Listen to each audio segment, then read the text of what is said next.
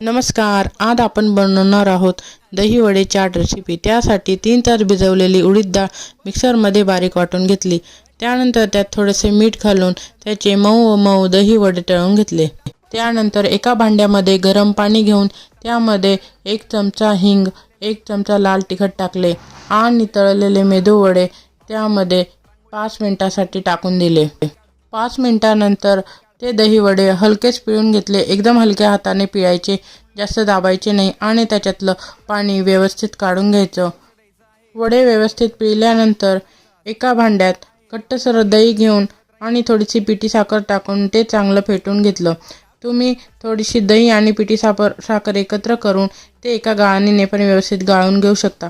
त्यामुळे काही गठोळे अजिबात राहत नाही। मी तसंच केलं होतं। तुम्ही पण ही ट्रिक नक्की वापरू शकता। त्यानंतर फेटलेल्या दहीमध्ये तुम्ही तळलेले वडे टाकू शकता किंवा तुम्ही एखाद्या प्लेटमध्ये ते वडे घेऊन त्याच्यावर पण दही घालू शकता। पण दह्यामध्ये वडे थोडा वेळ भिजले तर ते खूप छान प्रकारे भिजले जातात आणि त्यांची चवही छान लागते। त्यानंतर सर्विंग प्लेटमध्ये दही वडे घेऊन त्यावर थोडीशी पुरी चुरून टाकायची, थोडीशी शेव आणि चाट मसाला टाकून छान सर्व करायची आणि मस्त फस्त करायची। झटपट आणि चटपट दही वडा चाट तयार।